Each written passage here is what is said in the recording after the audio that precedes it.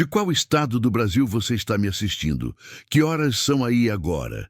E antes de qualquer coisa, olha com calma essa fotografia e me diga nos comentários o que você percebeu primeiro nela.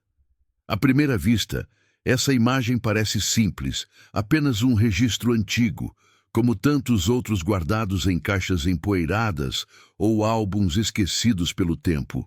Mas quanto mais você observa, mais ela começa a incomodar, não pelo que mostra de forma clara, e sim pelo que parece tentar esconder. Essa fotografia foi registrada no início do século XX, em um período marcado por mudanças profundas, cidades crescendo rápido demais, famílias tentando manter aparências e segredos que jamais poderiam ser ditos em voz alta, muito menos registrados em papel fotográfico. E talvez seja exatamente por isso que essa imagem sobreviveu. O cenário é simples, quase banal. Um quintal de terra batida, uma casa de madeira ao fundo, roupas comuns para a época, nada que chamasse atenção se você passasse os olhos rapidamente. Mas essa não é uma fotografia feita para ser vista rápido. Ela exige tempo, silêncio e um certo desconforto para ser compreendida. No centro da imagem, vemos uma mulher sentada, postura rígida, mãos unidas sobre o colo. Olhar sério demais para um momento que deveria ser comum, quase como se ela soubesse que aquele instante seria observado por pessoas que ainda nem tinham nascido, como se estivesse tentando transmitir algo sem poder falar. Ao lado dela, uma criança, provavelmente seu filho, ou talvez alguém que foi apresentado como tal, com roupas um pouco grandes demais, olhar perdido e um detalhe que quase passa despercebido. A forma como ele se inclina levemente para longe da mulher, como se não se sentisse completamente seguro ali. Mas o verdadeiro incômodo da foto não está neles, está no fundo. Atrás da casa, quase engolida pela sombra, existe uma forma que não deveria estar ali. Não é nítida, não é definida, e exatamente por isso se torna ainda mais perturbadora, porque não parece um erro técnico comum, não parece um borrão aleatório, e muito menos um defeito do papel. A silhueta tem proporções humanas, mas está posicionada de maneira estranha, parcialmente oculta, como se estivesse observando a cena, mas tentando não ser notada. Algo que levanta uma pergunta simples e ao mesmo tempo inquietante. Se aquela pessoa estava ali, por que não aparece claramente na foto?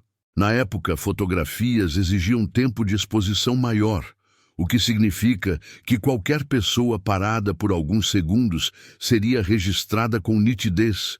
Então, por que essa figura parece incompleta, quase apagada? E mais importante ainda, por que ninguém comentou isso na época? No início do século XX, especialmente em regiões mais afastadas dos grandes centros, fotografias eram eventos raros, caros e planejados. Ninguém simplesmente tirava fotos por diversão. Cada imagem tinha um propósito, um motivo, um registro de algo que deveria permanecer. Famílias se preparavam, se organizavam, escolhiam quem apareceria e quem ficaria de fora. E isso não era apenas estética, era social, era moral e muitas vezes era estratégico. Pessoas consideradas indesejadas, doentes, afastadas da família, filhos fora do casamento, parentes com histórico problemático, simplesmente não apareciam nas fotos oficiais, como se, ao não serem registrados, pudessem ser apagados da memória coletiva. E aqui começa uma possibilidade perturbadora.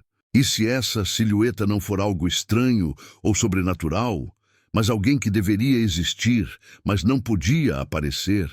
Alguém que fazia parte da família, mas cuja presença era vergonhosa demais para ser assumida publicamente.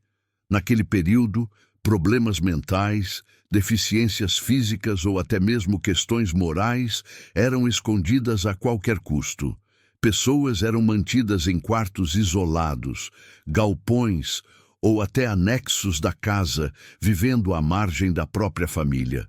A fotografia pode ter sido tirada no momento em que essa pessoa estava ali, observando, querendo fazer parte, mas sendo mantida à distância, e o fotógrafo, talvez percebendo tarde demais, não conseguiu evitar o registro parcial.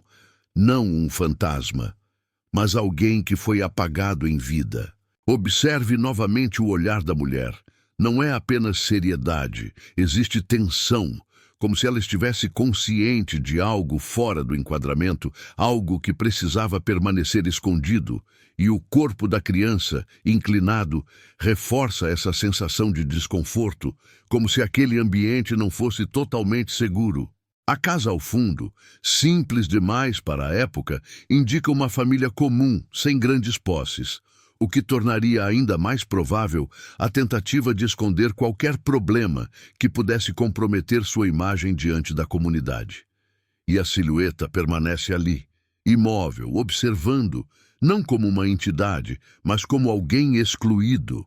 Milhares de fotografias desse período se perderam, foram queimadas, descartadas, rasgadas, mas essa permaneceu, e isso levanta outra questão importante.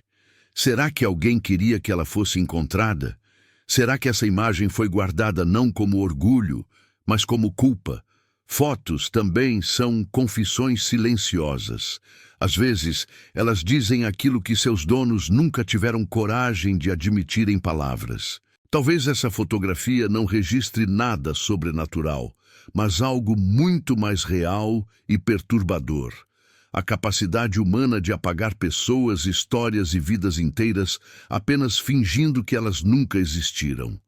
E a silhueta ao fundo não está tentando assustar, ela está tentando ser vista mesmo décadas depois, mesmo que por estranhos na internet, porque ser lembrado, mesmo como mistério, ainda é melhor do que desaparecer completamente. Alguns segredos não foram feitos para permanecer enterrados. Inscreva-se para novos episódios. Se você chegou até aqui, comenta novamente. Depois de tudo isso, o que essa fotografia parece para você agora? Um simples erro? Um detalhe ignorado? Ou o último registro de alguém que nunca teve voz? Curta o vídeo. Compartilhe com quem gosta de mistérios históricos. E lembre-se, nem toda foto antiga guarda um fantasma, mas quase todas escondem uma história que alguém tentou apagar.